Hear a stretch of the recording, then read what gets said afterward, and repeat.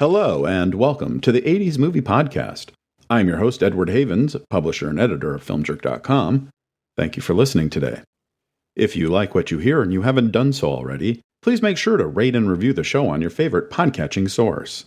While a good review and rating won't increase our chances of being found or being a featured podcast on a podcatcher like Apple or Spotify, it will potentially help increase the odds of someone who does find the show for the first time thinking that clicking play will be a good time investment for them. And it's something that you can even do while you're listening to this episode. On this episode, we'll be taking a tour through the movie rating system, its history, and why it's still vitally important for there to be a voluntary rating system, with a special focus on the only rating that came into existence during the 1980s. This podcast is rated PG-13.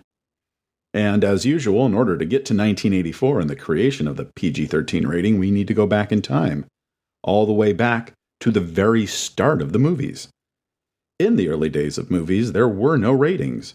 But back then, most movies were less than 10 minutes in length, and they didn't feature sex or nudity or graphic violence, and because movies had no sound, no one would be uttering an expletive or two that might cause some consternation amongst certain viewers. But as movies got longer and more sophisticated, the plots of the movies started to undergo a change. One of those changes was the depiction of sexuality and violence on screen. As the 1920s roared on, movies reflected what was happening in greater society. But so did the battle for public morals. Prohibition wasn't working, and there was a definite move back towards a more puritanical society in certain segments. Sound familiar? Once sound did enter the motion picture world towards the end of the decade, and now activities that could be only hinted at in a silent movie could be more strongly shown, complete with moans and cries of passion, the movement to bring a sense of morality back into the movies grew stronger. That movement was led by Martin Quigley, the publisher of several industry-related books and magazines, including the Motion Picture Almanac, an annual recap of the movie industry, of which I own several copies published between 1947 and 1987, which has been an invaluable source not only for this specific episode, but for many of the previous 75 shows. It would be in the summer of 1929, as Quigley and his family were at the movies in his hometown of Chicago, that he would notice a growing trend that had been happening in motion picture entertainment over the previous 2 years, a gradual but continual departure from what he considered acceptable moral levels. Quigley felt that the movies had a rising sense of responsibility and a purpose to accept that responsibility for the medium that had been revolutionized with the advent of sound. Quigley would meet with Reverend F.J. Deneen, whom the publisher had gotten to know as a fellow member of the Chicago Motion Picture Commission, which had been set up by Mayor William Hale Thompson to study screen influences and potentially set up local regulative ordinances concerning movie content. Deneen and Quigley shared a desire for an extensive code that not only listed material that was inappropriate for movies, but also contained a moral system that the movies could help to promote, specifically a system based on Catholic theology. Sound familiar? In the fall of 1929, Quigley would meet with Reverend Daniel A. Lord of St. Louis, a trained moralist with an interest in cinema, and the pair would work together on a draft for a potential code to not only control content of what was shown on screens in Chicago, but a code to govern the making of motion pictures altogether.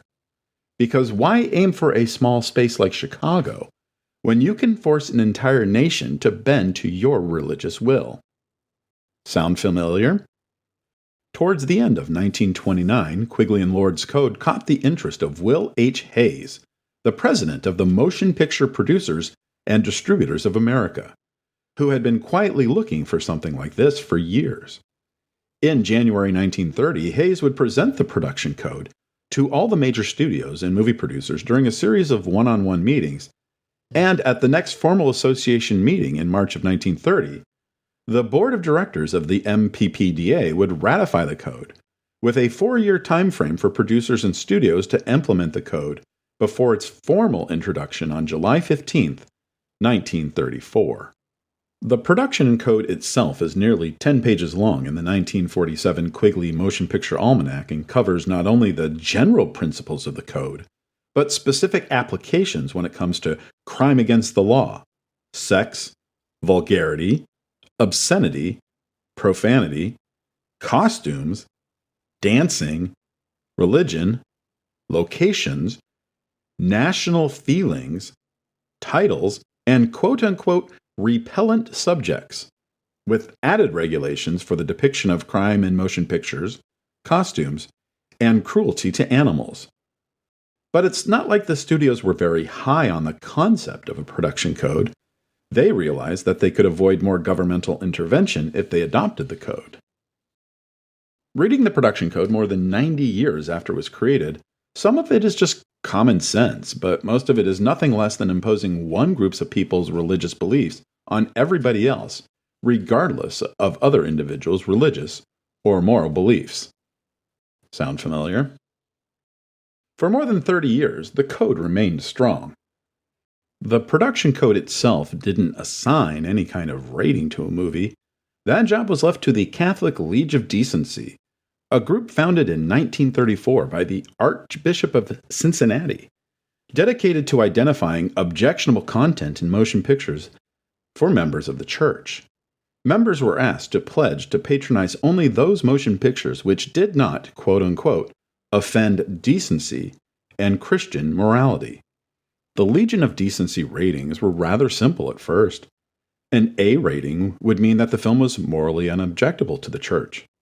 A B rating would signify a movie was morally objectionable, in part, and a C rating would find the movie condemned by the church. Practicing Catholics and their Protestant allies were expected to refrain from viewing such movies. But with the changing times during World War II, the Legion would change their A ratings. A new A1 rating would signify a movie that was acceptable for viewing by general patronage, while the A2 rating would show a film was only suitable for adults and adolescents, to distinguish films suitable for children from those more appropriate for older viewers. Years later, they would also add 2 more A ratings, an A3 for adults only, and A4 for adults with reservations, all while still retaining the B and C ratings. Condemnation by the Legion of Decency would regularly reduce a film's chances for success, as more than 20 million Catholics and Protestants were going to be avoiding any screening of a condemned film. But most of the films that would receive a C rating were foreign films, like Jean Renoir's 1938 film La Bête Humaine and Max Ophuls' 1951 film La Ronde, which would not play in smaller towns anyway. But there would be occasional attempts in Hollywood to push the boundaries of the production code and the Legion of Decency ratings. One notable example was the Howard Hughes movie The Outlaw.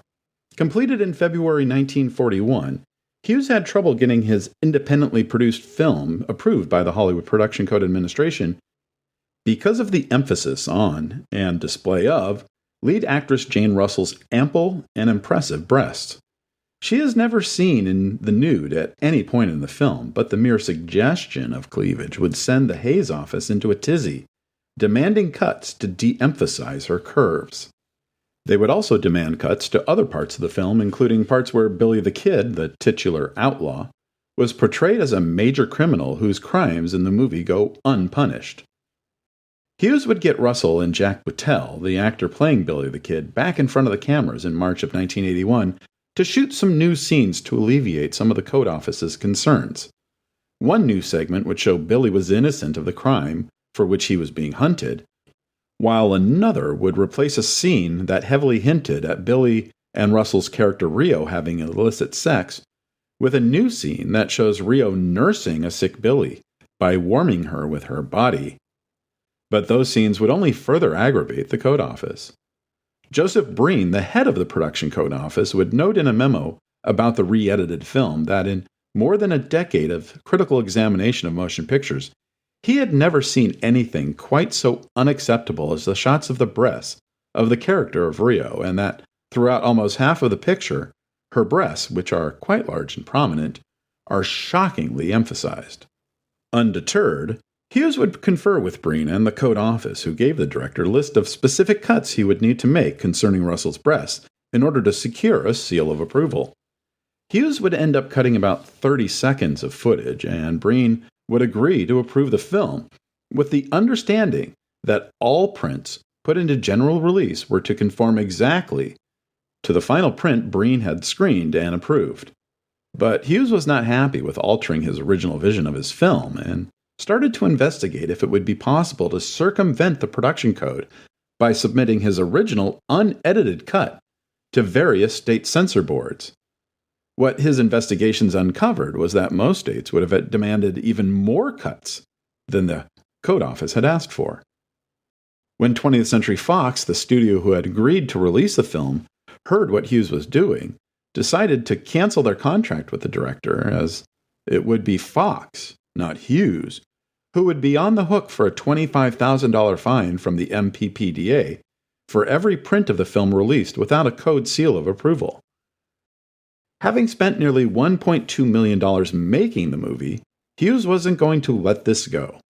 The billionaire businessman would have his publicity team call up ministers, women's clubs, and housewives to inform them of the lewd picture that scoundrel Howard Hughes was getting ready to release into theaters. As expected, there would be an immediate rush of decent people calling to have the film banned, which generated the publicity Hughes was looking for to establish a demand for the movie and start getting theaters primed to open it. The Outlaw would finally open in theaters on February 3, 1943, or more specifically, one theater, the Garry Theater in San Francisco, and its release would become the biggest talk of the town in many a year. Hughes's publicist, Russell Birdwell, had spent most of 1942 promoting Russell as Hollywood's newest star, and ordering billboards to be posted around the city with a still of the actress in a provocative pose, with a caption that read, "How would you like to tussle with Russell?" The Motion Picture Council of San Francisco wrote to the Production Code Office to object to the very disgusting portrayal of the feminine star on city billboards. Within days, the police would remove the offending billboards. The movie would run for 6 weeks at the Garry, and most shows during that run would sell out, with people drawn not only to the movie and the controversy, but to the live 20-minute presentation between Russell and Boutel of a scene that had been cut from the script before filming even began. Hughes was also planning on opening the film in New York City shortly after the San Francisco run, but between the running issues with the Code Office and the ongoing World War, Hughes would shelve the film until after the war was over. In early 1946, United Artists, which not only distributed movies but owned their own chain of theaters, agreed to release The Outlaw. It was Hughes's expectations that United Artists, who was not a signatory of the MPAA at the time, would be able to release his original unedited version of the film in their own theaters, even if no other theater chain would book it. But Hughes himself was a member of the MPAA, and they warned him that if he was going to release his preferred cut of the film, and not the one he agreed to release with Joseph Breen back in 1941, and didn't tone down the unapproved advertising for the film, it would constitute grounds for suspension or expulsion from the organization. United Artists would open the film at their namesake theater in San Francisco on April 23, 1946, and the very next day, the theater's manager, Al Dunn, was arrested by the San Francisco Police Department for exhibiting a film, quote, offensive to decency, and the print of the film was confiscated. 2 days after that, Hughes would resign from the MPAA and filed a $1 million lawsuit against the organization. A judge would clear Dunn of all charges and would issue a temporary injunction restraining the MPAA from interfering with the further release of the film, pending a later hearing. Hughes's lawyers were able to argue the Production Code Office was in violation of the First Amendment of the Constitution and of antitrust laws. But in June 1946, another judge would vacate that restraining order, saying that the MPAA had not breached their contract with Hughes, and that the billionaire could not, quote-unquote, have his cake and eat it too. Hughes immediately appealed the ruling, and the MPAA agreed that it would take no action against the film pending the appeal. So Hughes and United Artists continued to release the movie across the country, city by city, dealing with the messes as they came up. The film would be pulled from Minneapolis theaters in May 1946, while it was completely banned in Maryland in September 1946, with a judge commenting that Russell's breasts hung like a thunderstorm over a summer landscape. That is a direct quote.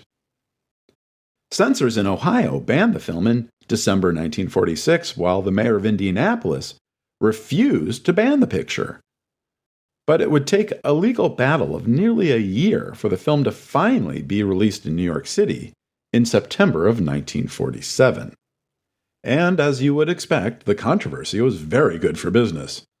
Although he had spent another $2 million fighting in various courts to get the film released, the Outlaw would have grossed more than $4.5 million by August 1948, when United Artists sold the distribution rights to RKO Radio Pictures, an independent distribution company best known for financing and releasing Orson Welles' first two films, Citizen Kane and The Magnificent Ambersons, and had just been purchased 2 months earlier by Howard Hughes. By April 1952, the film would have grossed another $2.6 million, and by 1968, after several successful re-releases, the total box office for The Outlaw would have been more than $20 million. The film would also cause the first crack between the Production Code Office and the Legion of Decency, who naturally condemned all versions of the film, including the one approved by Joseph Breen. Fans of the 1970s TV show MASH may remember the 1982 episode The Moon Is Not Blue, in which Hawkeye and BJ go to great lengths to get a copy of the 1953 Otto Preminger movie The Moon Is Blue sent to the camp because they had read in one of Winchester's Boston newspapers that the film had been banned due to salacious content, only to be disappointed when the film finally arrives. The Moon is Blue would be the first major American studio production that would buck the production code. Preminger was amongst the most powerful filmmakers in Hollywood at the time, and United Artists heads Arthur Krim and Robert Benjamin were determined to let the director make his movie about a young woman who meets an architect on the observation deck of the Empire State Building and quickly turns his life upside down, the way that he wanted. Not that they had much choice. Their contract with Preminger allowed him complete control over every aspect of the film, including casting David Niven, whose career at the time was not as strong as it had been in previous years, over the objections of the studio heads. As a sign of good faith in exchange for allowing the casting of Niven, Preminger would agree to defer all of his salary as producer and director in exchange for 75% of the profits. Based on a 1951 play by F. Hugh Herbert, which Preminger had directed on Broadway in March of that year, the book of the play was submitted to the Production Code in July 1951, while Herbert continued working on the actual screenplay.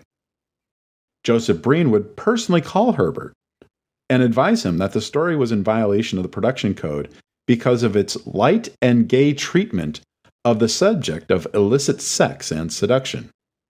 Again, that is a direct quote. Preminger would submit the completed screenplay to the Code Office the day after Christmas in 1951, and he would get word back the day after New Year's that the screenplay would not be given a seal of approval, due to numerous lines of dialogue exhibiting, quote, an unacceptably light attitudes towards the seduction, illicit sex, chastity, and virginity, unquote. 4 days after that, Preminger and Herbert would inform the Code Office that they had disagreed with that decision and that they would be making the film anyway, whether they liked it or not. And after 2 weeks of rehearsal, Preminger would start shooting the movie, which, thanks to the deferral of his salary, was now budgeted at only $400,000, on January 21st, 1952. Preminger would spend 24 days shooting the film, and he would have the film edited and ready for its first preview in Pasadena on April 8, 1952, only 2 months after production was completed. On April 10th, having seen the film at the preview, Joseph Breen told Otto Preminger the film as screened would not be approved for a seal of approval. Preminger told Breen what he could do with his disapproval, and United Artists would amend their contract to remove the clause that Preminger needed to deliver a movie that would be given a seal of approval. But, strangely, Preminger and United Artists sat on the film for an entire year after that. It would finally open on June 22, 1953 at the Woods Theater in Chicago, with its own adults-only warning on advertising materials, and at the United Nations Theater in San Francisco on June 25th.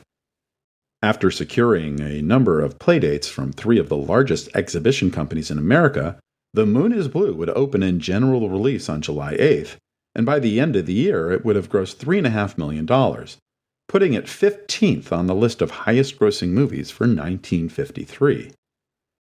Preminger would battle the code again 2 years later when he made The Man with the Golden Arm, starring Frank Sinatra as a drug addict who gets clean while in prison but struggles to stay that way once he's released. Like with The Moon is Blue, Preminger sent the screenplay to The Man with the Golden Arm to the code office in advance of production, and Breen once again would deem the story to be unacceptable, this time because of a prohibition on showing illegal drug trafficking and drug addiction. Preminger argued that his film would not entice any viewers to take drugs since the drug use was depicted as having severely negative consequences on its lead character. United Artists had, between the release of The Moon is Blue and the decision to make The Man with the Golden Arm, rejoined the MPAA, and Arthur Krim would personally call Breen in the hopes that they would make an exception to its usual rules and grant the script approval because of the film's immense potential for public service. Breen was unmoved, and Preminger made the movie anyway. And once again, the final film would be denied a seal of approval, and United Artists would quit the MPAA once again because of that decision. And like with The Outlaw years earlier, the movie would cause another crack between the Code Office and the Legion of Decency, although this time the Legion did not condemn the film as Breen expected they would. The film would get a B rating, morally objectionable in part for all, because even the church could see the anti-drug message of the story. And even without the production code seal of approval, and with the Legion only giving it a B rating, a number of large theater circuits would book the film when it was released on Christmas Day in 1955.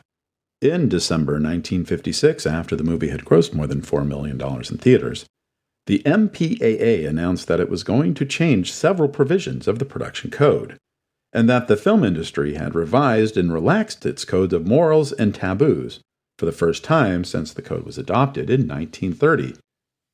In addition to revising restrictions about the portrayals of prostitution, abortion, kidnapping, and miscegenation, the MPAA eliminated the absolute prohibition of subjects having to do with narcotics. And in June 1961, both The Moon is Blue and The Man with the Golden Arm would be given production code seals of approval, which would allow both films to be released into theaters again, as well as be sold to television broadcast networks. But Joseph Breen would not be around to see the production code changes. In 1954, after the battles over The Outlaw, The Moon is Blue, and a few other independent American films that challenged the code, Breen would retire. He claimed during an exit interview with Aileen Mosby that even after all the recent battles over the code, that it was stronger than ever and still had tremendous support all across the country. But the writing was on the wall. Movies like Rebel Without a Cause and Blackboard Jungle were challenging the status quo in Hollywood even while conforming to the code's ethos. The Hollywood studios, always trying to appear better than they really were, would vote to give Breen an honorary Oscar for his conscientious, open-minded, and dignified management of the motion picture production code. As the 50s segged into the 60s, more filmmakers and studios were willing to challenge the production code because society was changing. Audiences were becoming more sophisticated and were hungry for stories that reflected what was really happening in the world.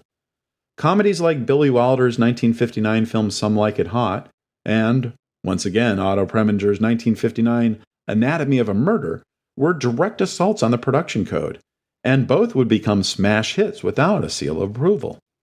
Alfred Hitchcock's 1960 classic Psycho was barely approved for a seal, but not without a number of cuts to appease the censors. In 1964, Sidney Lumet's Holocaust-themed drama The Pawnbroker, starring Rod Steiger, would be rejected because of two scenes between actresses Linda Geyser and Thelma Oliver, in which they would fully expose their breasts, and a scene between Oliver and an actor that the Code Office felt was unacceptably sex-suggestive and lustful. The producers and the film's distributor, Allied Artists, appealed the decision to the MPAA, which would, by a vote of 6-3, give the film an exemption because of its overall subject matter, provided the producers attempt a reduction in the length of the scenes, which the Code Administration had found unacceptable. And The Pawnbroker would become the first movie to feature any kind of nudity to receive a seal of approval. Some at the time saw this as a sea change in the industry, while others, like a writer for the New York Times, emphatically exclaimed that this unprecedented movie would not set a precedent. But it would. Over the course of the next 2 years, more and more filmmakers dared to push the envelope farther than anyone had tried before. In 1965, Warner Brothers Pictures had contracted Mike Nichols, a former comedic actor turned Broadway director, to make his feature film debut with Who's Afraid of Virginia Woolf, the 1963 Tony Award winner for Best Play, which had featured some frank language unheard on movie screens ever. In May 1966, when the film was completed and going through the Code Office, the production code was now headed by a 45-year-old Jack Valenti, a former special assistant to President Lyndon B. Johnson, who did not share his predecessor's views about the ills of society and the movie's effects on said society. Valenti saw the code as being out of date, and personally worked with director Mike Nichols to find a middle ground on the language in the movie. Nichols would slightly alter certain profanities, such as Martha's "screw you" scream to "God damn you," while other sayings such as "up yours," "monkey nipples," and "hump the hostess" would be allowed to stay in the film as is. Warner Brothers would also agree to have a new revision added to all of their advertising materials, suggested for mature audiences, and theaters were required to not allow anyone under the age of 18 to see the movie without adult supervision. The League of Decency, which had recently regraded itself as the National Catholic Office for Motion Pictures, would give the film an A4 rating, morally unobjectable for adults, with reservations.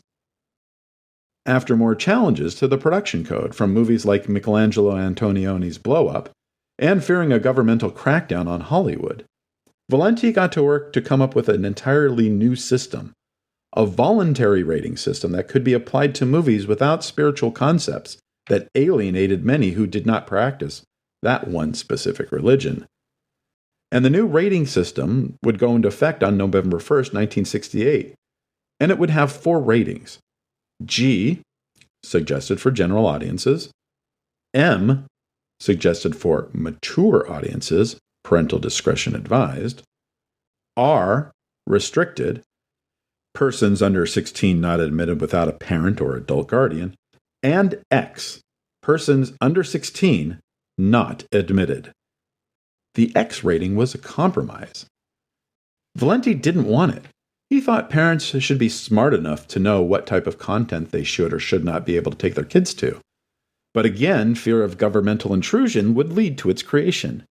However, unlike the G, M, and R ratings, the X rating would not be trademarked, so that filmmakers who knew they had material in their film that kids shouldn't be seeing could self-apply the rating without submitting it to the new ratings board. We know how that turned out. In 1970, the ages for R and X ratings would be raised from 16 to 17, and the M rating was changed to GP, all ages admitted, parental guidance suggested, as some parents were confused if M-rated movies were suitable for children. 2 years later, due to more confusion about what the GP rating stood for, the MPAA would reverse the lettering. GP became PG. Parental guidance suggested some materials may not be suitable for pre-teenagers. And for more than a decade, the rating system remained unchanged, and trust in the rating system amongst parents would regularly enjoy a higher than 85% approval rating in polls. That was until the summer of 1984. In May, Paramount Pictures released Indiana Jones and the Temple of Doom, the second film in what had just become the Indiana Jones series, after the global success of Raiders of the Lost Ark. But in 1983, while the film was being prepared and written, Steven Spielberg was going through some dark times. He was a producer on the Twilight Zone movie, on which one of the segments, Vic Morrow and two young Asian children, had died during a stunt gone wrong. And he was not only feeling heavy guilt over what had happened on the set of one of his films, he was being sought out by investigators who wanted to know how the accident could happen.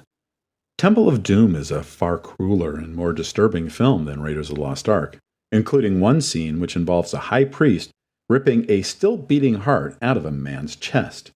But the MPAA, with some suggested additions to minimize the on-screen gore and violence, gave the film a PG rating. And again, PG meant parental guidance suggested. Some material may not be suitable for children. But by 1984, many parents saw movies rated G and PG to be child-friendly, period. So many were shocked to see what was happening on screen.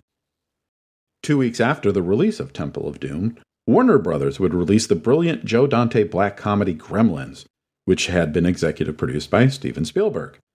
In Gremlins, a high school kid accidentally releases a series of destructive creatures on his small town after his father brings home a cute but strange pet that comes with a specific set of rules for its care. The actions of the malevolent gremlins were shocking to some viewers who were lured in by an advertising campaign that focused on the cute, soft, and cuddly Mogwai Gizmo, while only hinting at the horrible things the gremlins could be capable of. Remember, this was a time when certain religious groups were trying to get music they considered offensive to come with warning stickers, and were lobbying to have television shows rated in a similar fashion to movie ratings.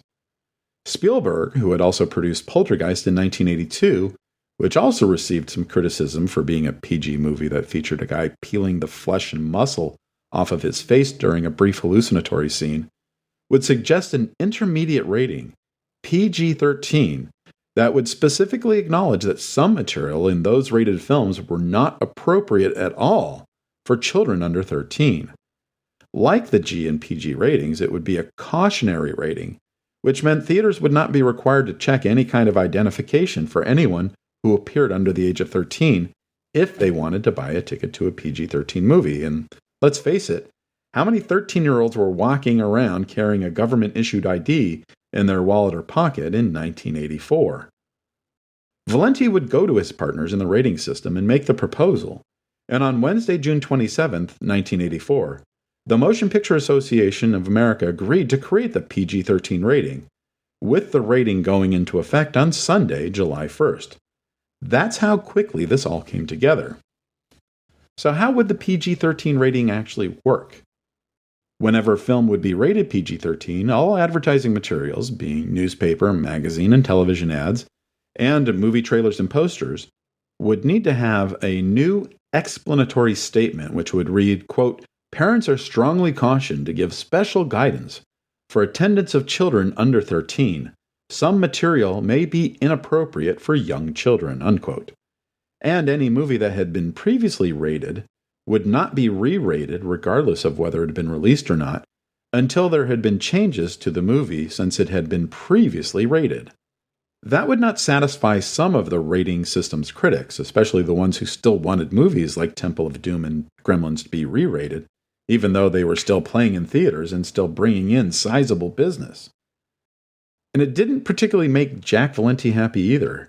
He still felt the PG rating was already sufficient enough warning there might be some material in a film that might not be appropriate for children. But he had to acknowledge that many theater operators had been asking for something between a PG and an R for years, that all the studio heads were for it, and that a large portion of the movie-going public felt it would be an improvement. But in fact, up until a week before the rating was announced, many of those who would be deciding the fate of the new rating still weren't convinced it was needed. The head of the National Association of Theater Owners, Joel Resnick, told reporters when asked about the possibility of a new rating in late June, said that no resolution or understanding had been reached between the theater owners and the MPAA, and that he anticipated both he and Valenti would have homework to do once they started talking again. Bud Levy, an executive with the Trans-Lux theater chain and the head of the theater owner's Classification and Ratings Committee, thought it might be better to simply include the reasons why any movie not rated G was given its rating. And this practice would begin in September 1990 for R-rated movies. At the same time, the MPAA changed the X rating to NC-17, and in 2000, rating explanations would be added for PG, PG-13, and NC-17 movies. In fact, not 10 days before the rating was announced, Levy voiced doubt that any change to the rating system would happen before the next scheduled meeting of his committee, which was scheduled in October. And he really didn't expect anything to happen until 1985 at the earliest. So what happened? Paramount Pictures, whose release of Temple of Doom helped to spark the new calls for a new rating, were tired of all the bad publicity that was coming to them with the protests, and they would get together with the other major studios and advocated for the new rating. The new rating would help allow filmmakers to be more creative by giving them a middle ground, where envelopes could be pushed without risking an R rating. And once it was clear to Valenti and the MPAA that the studios were united on this new rating, it all came together in a matter of days. And as it would happen, the first movie to be rated PG-13 would be viewed on July 1st, the first day the rating came into effect. Garry Marshall had been a successful writer and producer on television for more than 2 decades, having created such shows as Happy Days, Laverne and Shirley, and Mork and Mindy for the ABC television network.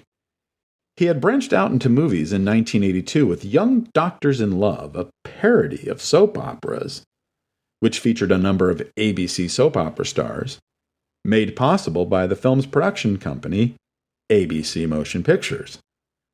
It was successful enough at the box office, grossing $30 million on a $7 million budget. And Marshall would be given the cachet to make something a little more stronger for his second effort. Sweet Georgia Brown had been written in the early 1970s by Neil Marshall, no relation to Garry Marshall, about his time as a cabana boy near his Long Island home and the moments when the values of his more modest upbringing clashed with those of the upper-class guests at the beach club. The script had been floating around Hollywood for so long, it had been recommended to producer Michael Phillips, who won an Academy Award for producing The Sting in 1973, by Cass Elliot, one of the 4 members of the Mamas and Papas who had died of a heart attack in London in 1974. But Phillips couldn't find financing for the film at the time, and he would let his option on the script lapse in 1976. But 6 years later, Phillips would reacquire the option to make the script into a movie, and he would get Garry Marshall interested in it shortly after the release of Young Doctors in Love while the two were playing basketball at Phillips's house.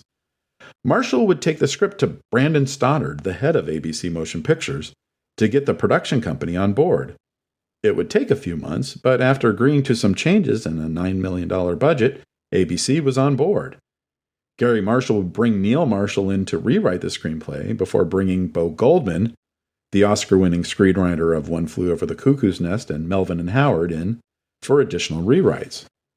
And although Garry Marshall, Neil Marshall, and Bo Goldman were all Jewish, and the story was about a middle-class Jewish kid dealing with the mostly non-gentile clientele, the lead character of Jeffrey was changed from Jewish to Goy when it was decided to move the story from taking place in the mid-1950s to the summer of 1963, the last summer of America's innocence before the assassination of President John F. Kennedy and the ramp-up of the Vietnam conflict. The movie's title would change from Sweet Georgia Brown to Mr. Hotshot as the film was going into production in late August 1983, and then change again to The Flamingo Kid after production finished. On July 2nd, the day after the PG-13 rating became official, The Flamingo Kid would be the first movie to be given the new rating. I spend a bit of time talking about The Flamingo Kid because of the irony that the first movie to be given this new rating that had been spurred on by higher-than-expected levels of violence in 2 specific movies released 4 and 6 weeks earlier went to a film that had no violence at all. The Flamingo Kid would be rated PG-13 for language and a very brief snippet of nudity. Producer Michael Phillips, when asked about having his film become the first movie with the new rating, would say that it was great and he felt it was appropriate. It's a little spicier than a plain PG, he would say. We have a bit of nudity, and we do have occasion where someone says more than darn it when a character is angry. The subject matter is more appropriate for people 13 and over. It's just more sophisticated than child fare. The first PG-13 movie to actually be released in the theaters would cause another firestorm of controversy over its violent content. John Milius's Red Dawn depicted a narrative where the United States, after the collapse of NATO and other global issues, left the country isolated from the rest of the world, had been invaded by the Soviet Union with the help of Cuban and Nicaraguan forces. A group of high school kids in Calumet, Colorado flee into the woods after their small town has been captured by the invading forces, and after some training by a fighter pilot who had been shot down by a Cuban MiG-21, become a group of wannabe Rambos who try to take their town back. Red Dawn was the perfect movie for a Reagan-era America, and the $17 million movie would become a minor hit, grossing $34 million. Much of that coming from the interest in the new rating and from the controversy surrounding the violence. Shortly after the film was released on August 10, 1984, the Guinness Book of World Records would honor the film as being the most violent movie ever made, counting 254 acts of violence over the film's 114-minute running time, an average of 2.23 acts of violence every single minute. The film would get savaged by most critics, but the gun owners of America would honor the director for dramatically depicting the importance in our time of the Second Amendment. And in 2009, the National Review would place Red Dawn 15th on its list of the best conservative movies ever made. The PG-13 rating would become a catch-all for the films that were too adult for kids, but not quite adult enough for adults. Amongst the movies to be rated PG-13 during the second half of 1984 included the Steve Martin and Lily Tomlin comedy All of Me, the John Cassavetes drama Love Streams, the Gene Wilder comedy The Woman in Red, which would be released into theaters just 5 days after Red Dawn, and a teen comedy called The Zoo Gang, that its producer, Michael Hirsch, and distributor New World Pictures, would spend the remainder of 1984 protesting the rating, saying it wasn't fair that a movie that was written and produced before the new rating took effect was being given the new rating. The film would finally be released in May of 1985 with its PG-13 rating intact. And since 1984, there have only been a couple of changes to the rating system, both of them involving the X rating. In 1990, there had been calls for a replacement to the X rating because of its regular voluntary use by pornographic films, with something that could indicate to parents a film's content was absolutely inappropriate for children, even if they were going to be accompanied by a parent or guardian. Roger Ebert would suggest an A rating for adults, but in the end, Valenti and the MPAA went with NC-17, which simply meant no child under the age of 17 would be admitted, without the pornographic stigma, hopefully, that was attached to the X rating. And movies like The Godfather Part 3 and Goodfellas would initially be given NC-17 ratings due to their violence and excessive language, but both would be edited down to secure an R rating. The first movie to be officially given and released with the NC-17 rating would be Philip Kaufman's Henry and June, a biographic film based on a posthumously released book by French-American novelist Anais Nin about her torrid polyamorous affair with novelist Henry Miller and his wife June Miller. But it would not be a success, grossing less than $12 million in the United States. And the final change to the rating system came in 1996 when the NC-17 rating would be slightly altered. Now, instead of no children under 17 admitted, the rating was no one 17 and under admitted. Now, I'm not here to convince you that the American movie rating system is perfect, because it's not. Not every parent parents the same way, and not every child of a certain age is as mature or immature as anyone a few years younger or older than them. But I will forever be an advocate for a centralized voluntary rating system like it, because of the alternative that actually did exist for a number of years. So, let's take a movie like Kevin Smith's 1999 movie Dogma, in which an abortion clinic worker with a special heritage is called upon to save the existence of humanity from being negated by two renegade angels trying to exploit a loophole and re-enter heaven.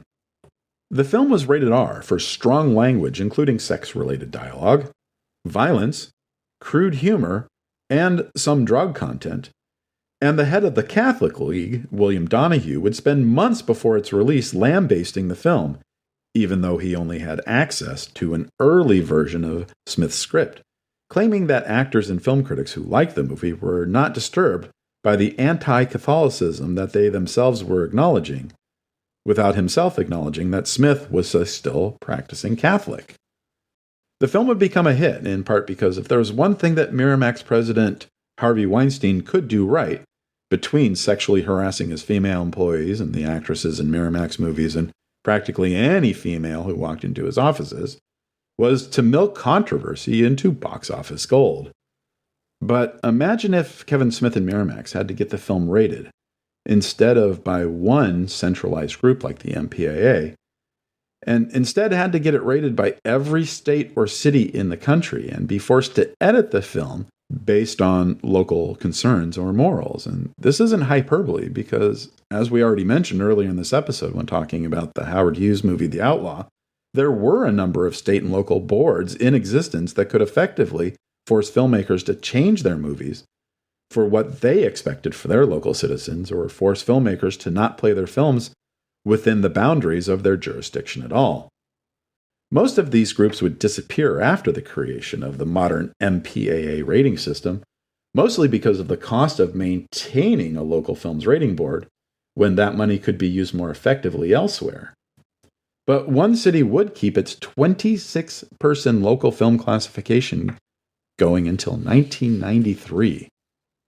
The Dallas Motion Picture Classification Board had actually started back in 1911, when the Dallas City Council appointed individuals to review films, and was one of a number of local ratings boards to continue to exist even after the introduction of the Hollywood rating system, thanks in part to a 1968 Supreme Court ruling on the Community Standards Doctrine, which upheld the constitutional authority of cities and states to limit youth exposure to books and films that cannot be denied to adults. What irked Hollywood about the Dallas board was how they could effectively hold a film hostage by imposing its own not suitable ratings to films that were not restricted by the MPAA ratings board. The Dallas board had three classifications: suitable for young persons, not suitable for young persons, or suitable except with the accompanying symbols of L, S, V, D, N, and or P for language, sex, violence, drugs, nudity, or perversion, respectively. A film deemed not suitable would forbid anyone under the age of 16 in Dallas from seeing the movie at a theater, even if they were with their parents. The Dallas Board's classifications had to be displayed in all Dallas newspaper advertisements in place of the MPAA rating and at all theaters. And local violations of the ordinance, such as a theater selling tickets to unaccompanied youths in order to watch a movie deemed not suitable, would carry a fine of up to $200 per day. Movies like 1978's Invasion of the Body Snatchers and 1980's Airplane, which were rated PG by the MPAA, would be deemed not suitable by the Dallas Board. In Invasion of the Body Snatchers, there are two scenes that feature lead actress Brooke Adams without clothes. One scene has her hidden behind some foliage, while the other is a long shot of her walking through a factory. While it is clear she is fully nude in both scenes, her pubic hair or buttocks cannot be seen, and the combined time she is naked totals less than 30 seconds, or about 0.1% of the running time of the movie. In Airplane, there are two very short scenes where a woman's bare breasts can be viewed, as well as a memorable scene where it appears that stewardess Elaine is giving the autopilot a Hummer. Those two nude scenes total about 10 seconds of the running time, and the BJ gag less than a minute, but it was clearly too much for the Dallas Film Board. I was 11 when Body Snatchers was released, and 12 when Airplane arrived in theaters. Neither film was the first time I had seen a woman's breasts, nor was Airplane the first time I was exposed to the concept of fellatio. And I can attest that I didn't become a murderous sex fiend due to those exposures. One of the Dallas Film Board members, in an interview with the New York Times in December 1979, defended the board by saying they were not qualified to rate movies, but they were qualified to tell their Dallas neighbors what they would like their children to see, even as she points out that she felt the city should not be able to restrict youthful moviegoers. Another member of the board in the same article would describe the board as a cross-section of the community that was trying its best to apply the ordinance to what members felt were community standards. Of the 26 board members at the time, only 5 of them were men, and only 1 member was non-Caucasian. The article would finish with a quote from Philip Wunsch, a film critic for the Dallas Morning News and a lifelong Dallas resident, noting that the board created image problems for the city in other parts of the country. The film board is not representative of Dallas, he would say. It gives the idea that Dallas is the way it was back in the 50s, a staunch conservative community, and it's changed since then. Yet, for many years, Dallas was not the last local ratings board. In 1976, the Memphis Film Board was shut down after its operations were considered unconstitutional, and the ratings board for the entire state of Maryland ceased operation in 1981. But the Dallas board kept going despite a number of lawsuits by the major studios over the years until the city decided to abolish the board on August 11, 1993. Fred Auerbach, the Dallas dentist who had served as the board's chairman for its final 6 years, was staunchly adamant that he and his fellow board members were doing the right thing, telling the Washington Post the day after the decision was made that Dallas was, quote, the last bastion of decency and traditional family values, unquote. He felt that the city had signaled to the world that Dallas no longer cared and had become a partner with Hollywood in the war on America. Sound familiar? Auerbach was critical of the movie The Crying Game during his interview. Rather than try to sanitize what he said, I'm just going to present his quote in full. "You need to know it's there," he said, referring to things like indecent behavior and deviant sex. "Because if you see this over and over, you become desensitized to accepting it as the norm of behavior. The Crying Game is a perfect example. That is the biggest conspiracy of the media and the motion picture industry I have ever seen in my life. And that's why the MPAA cannot be trusted. Why not just say there's homosexual activity? Just say it. And I bet 10-1 it would not have had the box office attraction it had in the first 3 weeks, because people don't necessarily want to see it." Again, that is a direct quote. And his final quote about the board summated his feelings that could have been easily said in 2022, as he did in 1993. "This is not a dead issue," he would say. "People don't trust Hollywood. That's the bottom line." Thank you for joining us. We'll talk again in 2 weeks when episode 77 is released. Remember to visit this episode's page on our website at filmjerk.com for extra materials about the movies we covered on this episode. The 80s Movie Podcast has been researched, written, narrated, and edited by Edward Havens for idiosyncratic entertainment. Thank you again. Good night.